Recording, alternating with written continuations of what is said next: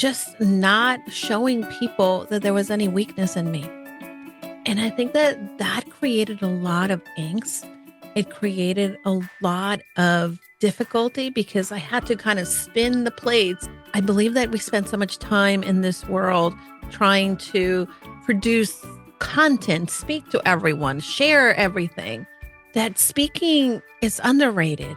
And a lot of times, it's not about what you say. It's about listening to someone and making them feel better. Well, welcome back to the Happy Healthy Hustle. We are here with another amazing episode and a true superstar of a guest today. I'm going to let Julie introduce herself. I can already tell you there are going to be some true gems in this amazing episode about superpowers, challenges, and of course, how we overcame them. So let's get started. Hi, everybody. My name is Julie DeLucca-Collins, and it's such a pleasure to be here. I love this conversation with other individuals that are doing some wonderful work in the world. I am an author, TEDx speaker, and a business strategy coach, and I work with incredible entrepreneurs who are trying to build an authority through podcasting and through speaking and making a difference in the world. Let's make this difference in the world here today. And of course, you are already blowing us so much away with your amazing bio. And we all really think now, if you could decide on just this one superpower, Julie, what do you think that superpower would be? It is a two-part superpower, and it's listening and speaking. Definitely one of the things that I have worked really hard on is honing in my listening skills. I believe that we spend so much time in this world trying to produce content, speak to everyone, share everything, that speaking is underrated. And a lot of times, it's not about what you say. It's about listening to someone and making them feel better. But I do know that speaking is also part of my superpower. And when I say speaking, the one thing that I love to do is interviewing others. And that is definitely a superpower that I continue to hone in. And I think that's why we are aligned so much, because we like the interviews and this kind of intimate format. We really focus on one person, listening in, and then really speaking and kind of picking up where they were. Because I agree with you. It's so important in life to listen and then kind of react to it, respond, instead of just like having already a pre-formulated response in your head and getting it out before you even listened the person's point of view. 100%. Listening is just such an amazing thing that podcasting really has taught us, because I can't look at anything else right now. It would be super obvious and everybody would be thinking, what is she doing? And so I'm just focusing on one person and making that person feel like a superstar and celebrating their superpower here. How did you get to where you were? I'm sure there were some dark times in your life, some challenges. And I would love to know the biggest challenge, if you think back, and how did you overcome it? You know, this is such a good question because I think that it is very important to look back to see where we've been in order to really be able to assess where we're going. And for me, I started a corporate career in my mid-20s, and certainly I wanted to be successful. I started to climb that corporate ladder and kept Just going, not and showing in my people that there was any 30s, weakness in me. I I was very And I think intent that on created a lot of successfulness, on created doing it a all, lot of and difficulty also because I had to kind of spin the plates up, and my first marriage fell apart. And although that was definitely something that I struggled with, I started to evaluate, is this what I want? Is this where I want to be? And as well, what I realize is that when we are focusing so much on doing it all, when we are focusing so much on trying to be perfect and fitting somebody else's box and filling the expectations, then we really lose who we are. I got to a point that in my career, I had a lot of success, but it didn't really mean a lot because I had lost and I couldn't really tell what I really wanted, where I wanted to be, who I was. And these are the things that we really had to evaluate. So I struggled a lot in after my divorce. And again, the marriage, it was a wonderful, I was married to a wonderful person, but we definitely needed to go our separate ways. He was ready for a new relationship. So there was nothing that I could do in that way. But I had to reconstruct myself, but do it in a way that was consistent with my values and consistent with the vision that I wanted to for my life. But that was a dark time because I felt alone. I felt I didn't have the right direction. And I also felt like I had failed. And I was looking at a failure as a complete negative. Whereas now, the more work that I've done in myself, the more that I've kind of invested in forging forward, right? Despite the challenges or whether I felt like it or not, I realized that that was not a failure, that those were just the lessons that I needed to get me to where I am today. There are so many tidbits that I see myself in with regard to my thinking in using in parallel terms. So the one thing that I thought about myself was totally agree with you, like in the 20s, kind of building this career, being very goal oriented, being very focused, and not as much thinking about yourself, where you are really kind of neglecting who are we, what are your superpowers, and how can we bring them to the front. And because you are neglecting yourself, I love that you said the word losing yourself. You sometimes feel you're basically just like this shell that's interacting with the world. And you put up an armor because you're like, no, I have to keep going. I have to keep going. One more thing. I have to take care of this. I have to take care of that. And because you're putting up this shell, you're never really letting out that you're actually a vulnerable human being with needs that needs to take care of herself. I don't know if this happened to you, but it started to manifest itself physically. I at that time is when I was diagnosed with a autoimmune, but it's because I definitely was not prioritizing my health in addition to prioritizing my spirit and prioritizing my mental well-being. And we tend to be so good in ignoring those signs to where we think, oh, that's all right. I sometimes compare it to like you see some dirt and you're like, oh, I'm just going to like put a rug on top. Nobody's going to notice this. And when I don't switch the lights on, nobody even notices.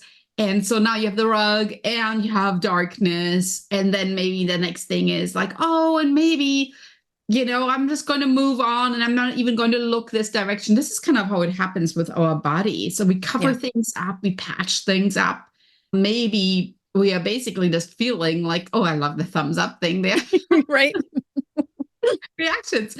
So maybe, we patch things up, we're moving on and we don't feel like we're the light in the world, but we are rather just putting our head down and we are moving on. And then, of course, our body is so smart in telling us, oh, hold on, something is wrong. You have to correct your course because where you're going to make yourself very sick. And I'm sending you little signals and you tend to ignore those signals. And then eventually those signals start piling up. And when we are really then feeling, I need to take care of myself, frequently it is too late. And we think, hold on, now thinking back, there were signals all the way. Why did I ignore this? Is that how it was for you, Julie? Yeah, absolutely. And I think that there are always little crumbs that lead the way, right? And if we're not in tune, then we're going to miss those signals. The reality is that for each of us, the definition could be different for mental, physical, and spiritual well-being is. But the reality is that when we're trying to juggle all these balls, there's some of these balls, right, that we're have up in the air. And I heard this in a book, the analogy of balancing the balls, but your health is the one ball that doesn't bounce, right? It's a ball that if you drop it can break and it's very difficult to kind of patch together again.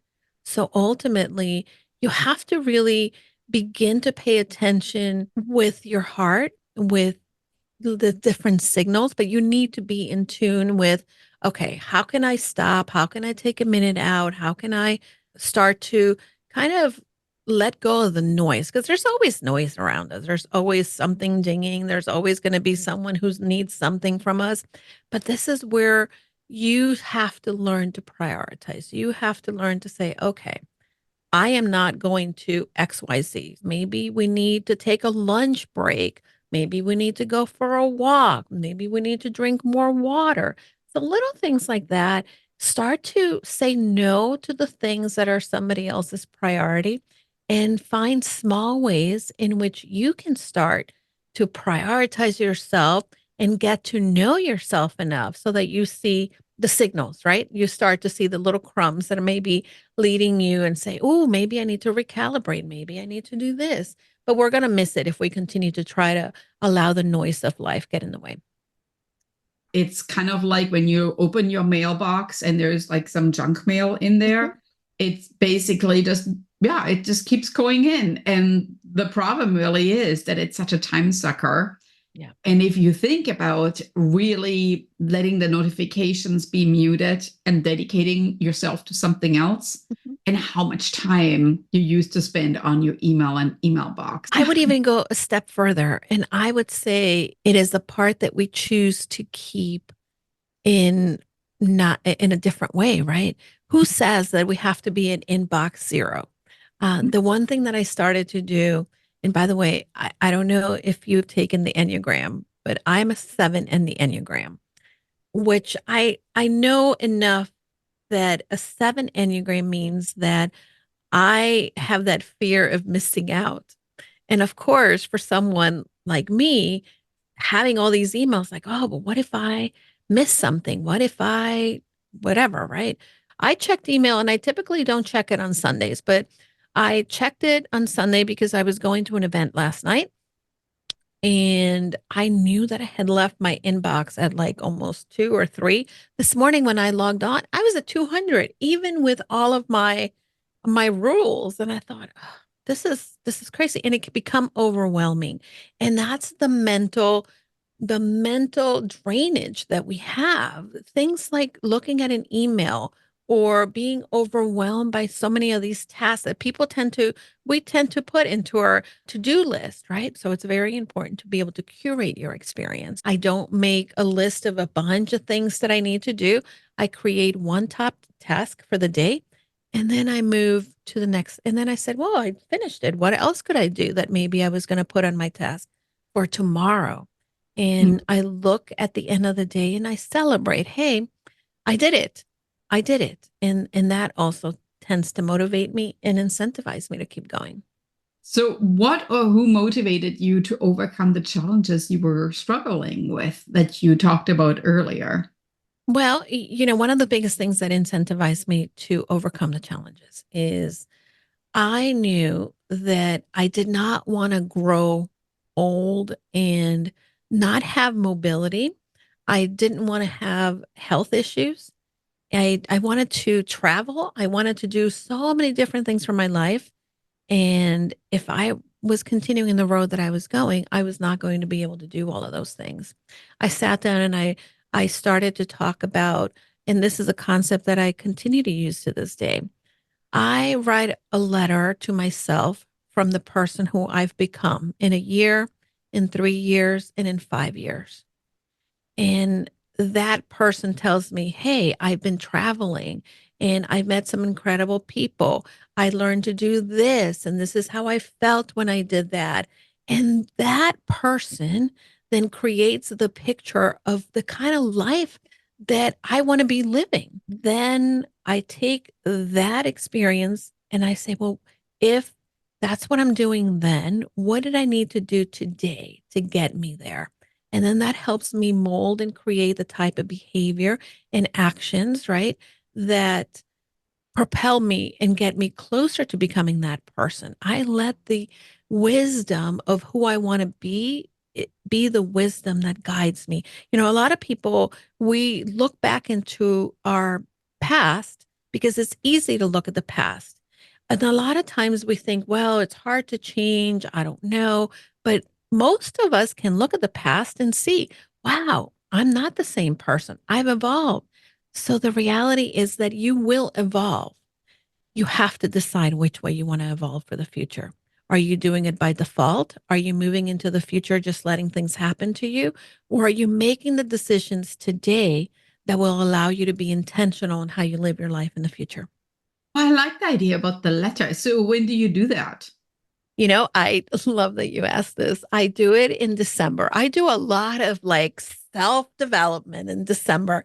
I want to Mm. have it done, and I take time.